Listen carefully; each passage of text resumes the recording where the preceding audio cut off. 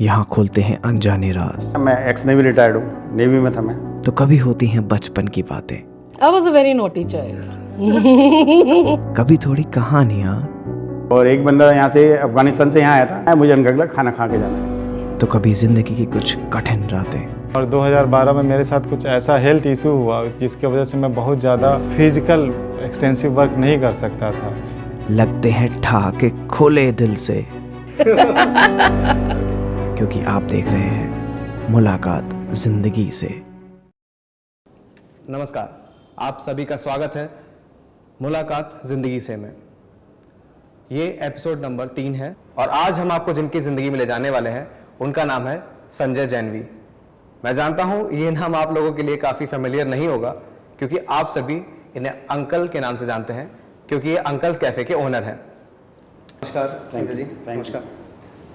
आज का इंटरव्यू संजय जैनवी जी के साथ जो होने जा रहा है ये मैं प्रांजल और मेरी सहकर्मी अक्लिमा, हम लोग दोनों के कुछ सवाल हैं अंकल जो पूरी यूनिवर्सिटी के बच्चों के साइड से हैं आपसे। पहला सवाल तो ये कि अंकल जी बताइए आपका जो शॉप है या कैंटीन कहें वो तो एक कहते चलता फिरता है, क्या कहते हैं, खाने की दुकान समझिए उसको आप। उसमें आप ऐसा क्या परोसते हैं, क्वालिटी, आपका टेस्ट, या फिर ऐसा क्या है मतलब कि आपका मज़ा कि बच्चे ज़्यादातर मैंने देखा है अंकल्स कैफ़े का ही नाम लेते हैं जब खाने की बात आती है। तो सबसे पहले तो ये शॉप अपनी बेसिकली इस टाइप की जो सेटअप होता है उसको टक शॉप बोलते हैं। जी जी, टेक्निकल वर्ड से। जी जी।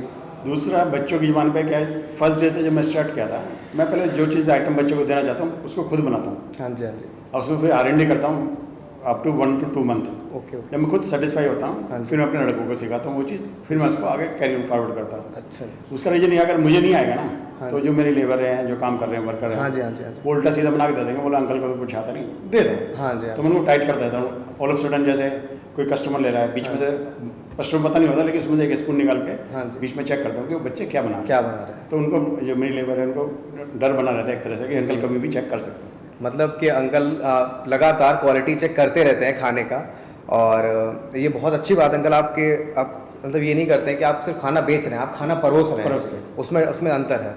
अक्लिमा? दूसरा सवाल मेरी तरफ से अंकल, जैसे कि अभी आपने बात करी क्वालिटी और बच्चों की, तो आपका जो बिज़नेस है वो बहुत ज़्यादा हद तक प्यार से और एक रिश्ता सा है क्योंकि बच्चे खाने को बहुत पसंद करते हैं।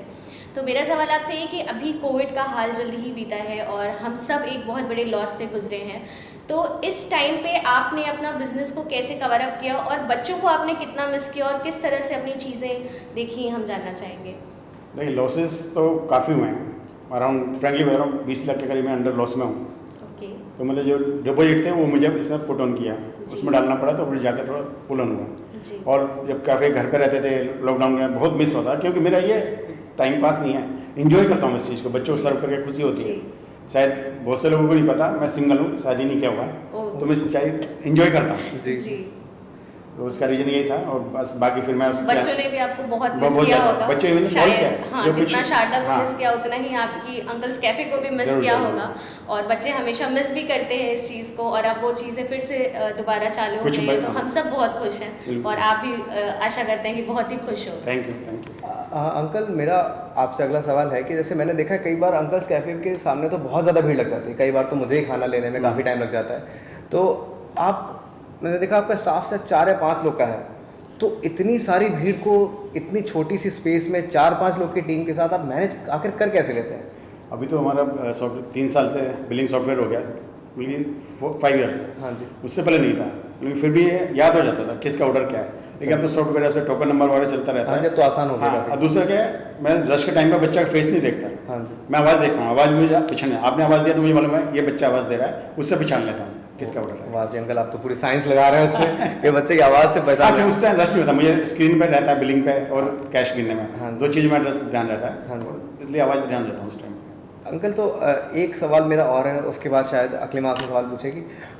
मेरा सवाल अंकल आपसे ये है कि जब आपने मतलब जीवन आप शुरू किया था, आपने मतलब कॉलेज के टाइम पे, हम लोग के आप जब एज पे होंगे, तब क्या आपने तभी से डिसाइड किया था कि मैं ऐसा करके कुछ बिजनेस डालूंगा, या ज़िंदगी का ऐसा कौन सा पहलू रहा जो आपको इस मुकाम पर लेकर आया कि आप जहाँ पर हैं आज? देखिए, ऐसा तो कुछ नहीं सोचा था, मैं एक्स नेवी रिटायर्ड हूँ, नेवी में था मैं। वहाँ से रिटायरमेंट लेने के बाद एक कंपनी में मैं GM सर्व किया। जी। तो वहाँ से कुछ मतलब जीरो से स्टार्ट किया, काफ़ी ऊपर तक ले गया था उस कंपनी को, लेकिन कुछ ऐसा रीज़न हो गया वो बीच में ही छोड़ना पड़ा। जी। और एकदम से कुछ बिजनेस नहीं था, कुछ काम नहीं था, सोचा सर्विस करूँ, मैं कि नहीं सर्विस नहीं करना, वो अपना बिजनेस करना है। जी। तो मैंने स्टार्ट किया, फ्रेंचाइजी लिया था, कैफ़े बॉडी के नाम से फ्रेंचाइजी था ये, जी। चेन थी उनकी फूड। जी जी जी। तो उनके पास गया तो उन्होंने ऐसा सेटअप किया कि बहुत अच्छा सर्व है, फूड सप्लाई करेंगे, ये करेंगे, पूरा सपोर्ट करेंगे। तो मैं एग्री कर लिया। जी। लेकिन जब आया तो उनके पास कुछ सेटअप ही नहीं था, फूड सप्लाई नहीं था। अब इन्वेस्टमेंट तो मेरा था, हाँ। पैसा मेरा फंस गया। जी जी। तो आदमी को जब स्विमिंग नहीं आती, स्विमिंग पूल में डाल तो हाथ पर तो मारेगा ना। जी जी, कुछ ना कुछ तो करेगा। हाँ, तो वही मैंने हाथ पर मारे, R&D किया, सर्च किया, यूट्यूब पे देखा कि फूड का क्या है, फिर हाँ जी। और एक 15 दिन का मैं क्रश कोर्स किया था, अच्छा। सैंडविच वगैरह, ये सब मैं देखा और फिर मतलब वो करता चला गया बस। मतलब जो आज हम लोग अंकल्स कैफे देखते हैं, ये कोई ऐसे ही खड़ा किया हुआ बिजनेस नहीं है, ये वेल प्लान्ड बिजनेस है, वेल प्लान्ड और वेल एग्जीक्यूशन आपने वही। किया है इसका। हाँ जी। जैसे कि अभी पिछला सवाल प्रांजल ने पूछा, तो उससे ये प्रतीत होता है कि आपकी ज़िंदगी में स्ट्रगल बहुत रहे और ज़िंदगी के कई फेजेस आपने देखे। आपने नेवी यानी देश को भी सर्व किया और आज आप बच्चों का प्यार ले रहे हैं। तो ज़िंदगी में इन फेजेस से आपने सबसे बड़ी सीख क्या ली और आप हम सबको या अपने जो भी हमारे स्टूडेंट्स हैं उनको क्या सीख देना चाहेंगे आप? सिंपल सी फार्मूला, मैं वहाँ भी सीखा, वहाँ भी नेवी में एक अलग ही मुकाम हासिल किया था मैंने। अगर आप हार्ड वर्किंग है ना और ईमानदारी से काम कर रहे हैं जी। तो उसका रिजल्ट आएगा, थोड़ा टाइम लग जाता जी, है जी। लेकिन आएगा। जब मैंने स्टार्टिंग में 2012 में स्टार्ट किया था, जी। 2 साल तक मैं अपनी पॉकेट से डाला इसमें पैसा, धीरे धीरे डेवलप किया टेस्ट, और फिर एक बार हो गया बस फिर स्टार्ट मैं पकड़ लिया स्पीड।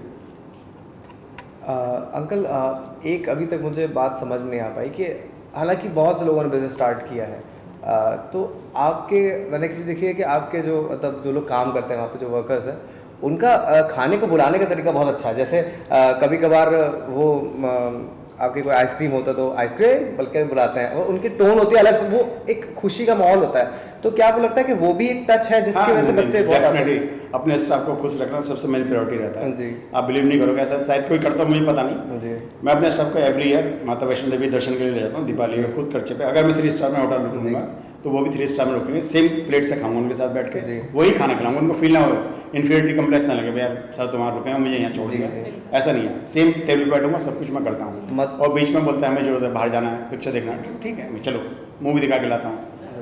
मतलब अंकल्स कैफे सिर्फ एक बिजनेस नहीं, एक फैमिली फैमिली के हिसाब से ना देखा, क्योंकि मैं देखता हूँ कि जितने भी वहाँ पे भैया लोग काम करते हैं उन सबका एकदम चेहरे पे स्माइल रहती है, वो मस्ती में लगता है जैसे खेल रहे हो दुकान के साथ, और वही उतने ही टेस्टी खाना बनाते हैं। कभी ऐसा नहीं हुआ मैंने देखा कि मैंने आज का खाना अच्छा लगा हो और कल का ना लगा हो। अब दिन में भी आओ मजाक, मैं भी करता रहता हूँ उनको मजाक में, उठक टक भी करते हैं, मस्ती करते हैं वो लोग। जी जी। उसका रीजन ये हैप्पीनेस है, तो खाने के लिए बहुत जरूरी है। देखो ये कहने की बात है, आप घर में मेड रखो, अगर मेड कुन कुन करके खाना बनाएगी मीन्स हैप्पी नहीं है, तो बहुत बेकार खाना बनेगा। जो खुश है खाना टेस्टी खाना बनेगा। जी जी। खाने का टेस्ट दिल से बनता है। हाँ जी हाँ जी। ये मतलब ये भी कहा जाता है कि खाने का जो टेस्ट होता है ना वो दिल की खुशी से आता है। बस उसमें खुशी का बहुत बड़ा इंग्रेडिएंट होता है। अपना भी बोल दिया पॉइंट्स, मेन तो यही है। जी जी जी जी। अकीमा, जैसे कि शारदा यूनिवर्सिटी एक ग्लोबल यूनिवर्सिटी है, यहाँ पे इंडियन स्टूडेंट्स के साथ साथ इंटरनेशनल स्टूडेंट्स भी रहते हैं। तो इंटरनेशनल स्टूडेंट्स का आपसे क्या टच है, मतलब फूड का क्या टच है और आप उन्हें कितना सर्व कर पाते हैं और वो कितना हैप्पी है? क्या आपने इस चीज़ को कभी फील किया कि हाँ ठीक है, टच की ये बात है। अभी मेरे फेसबुक प्रोफाइल पर जाइए, अभी भी जो है पास आउट हो गए जी, अफगानिस्तान में, नाइजीरिया में, इवन तो सिंगापुर के भी हैं 1-2 बच्चे, वो अभी भी मेरे टच में है। फैकल्टी हैं पुराने कुछ हैं, वो भी टच में है और कंटिन्यूस मैसेज आते हैं जी।